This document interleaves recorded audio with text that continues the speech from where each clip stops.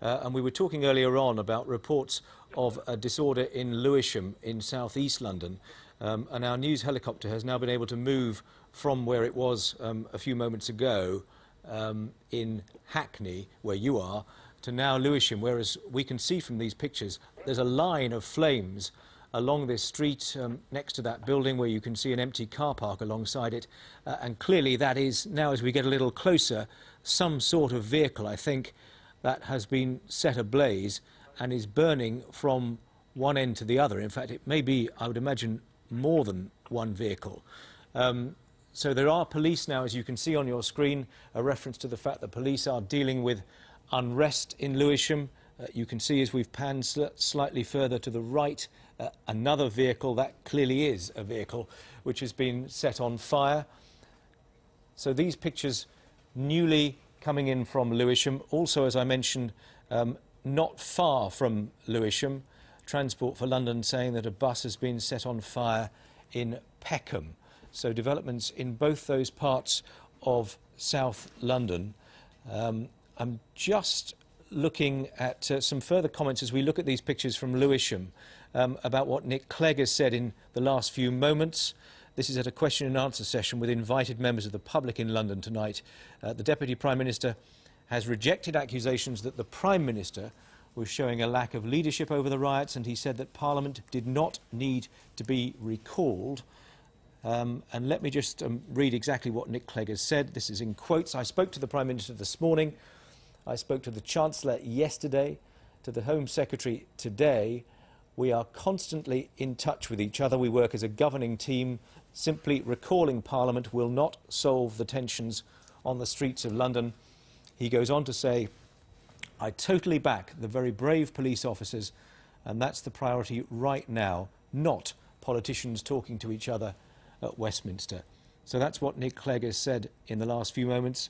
We're clearly now talking about vehicles in the plural having been set on fire in Lewisham, judging by these live pictures that we're able to show you from this area of southeast London. This car that we were focusing in on a moment ago, and then several hundred yards maybe to the left, another vehicle, maybe more than one. Let's bring in Michael Harris. He's a councillor in Lewisham, I believe close to the scene of disturbances near the shopping centre. Michael Harris, tell us what's been going on. Yeah, I'm just opposite the shopping centre now, and I can see there's a lot of people walking around with their hoods up. We've seen a lot of police wearing full riot gear, and there's the smell of smoke's been in the air for about the last half an hour. When did this start? After 5 o'clock. I mean, I saw that someone was sending a BlackBerry text, a BlackBerry internal message around, saying that 4 o'clock would be the meeting point outside Lewisham train station. So it has been predicted all day, but I don't think anyone thought it would actually happen. We're able to see from our news helicopter 2 or 3 burning vehicles and a line of flames along a gutter where presumably sort of fuel is burning of some description. Are you able to see that from where you are? No, I can smell it though, and people, about 5 to 10 minutes ago, a lot of people, a lot of commuters suddenly started moving up the high street. So I think they have closed the high street now to buses. So yeah, and there's a lot of traffic as well. Yes, I mean, our helicopter is now panning round to show a deserted centre of Lewisham. Clearly people have sensibly moved away from the area. You were talking about this suggestion that from 4 o'clock onwards, some sort of exchange of messages had suggested something like this might happen. Can you expand on that a bit? I got sent a photograph of a BlackBerry secure message which said, meet at 4 o'clock for trouble in Lewisham, basically. And then there were lots of unconfirmed reports in Twitter. The town hall in Catford, the council shut our town hall, had meetings there this evening. It's been shut now because of the threat of violence.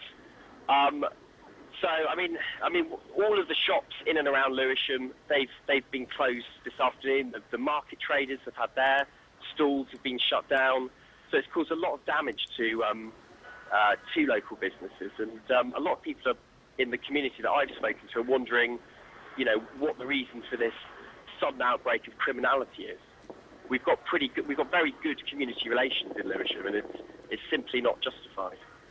Well, let's explore those who are taking part in it for a moment. I mean, you're able to see something of what's happening. Can you give us a sense of the sort of people who are there causing the trouble? It's young people. Unfortunately, there are a small number of young people who are circulating around on bikes. They've got their faces covered with masks or hoods. In and amongst the majority, a large number of people who are just coming back from work, walking through the town centre normally.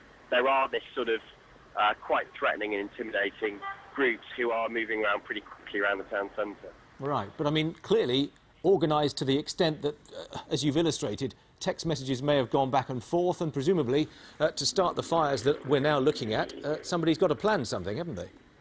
Yeah, I mean, it's pretty spontaneous. I don't think there's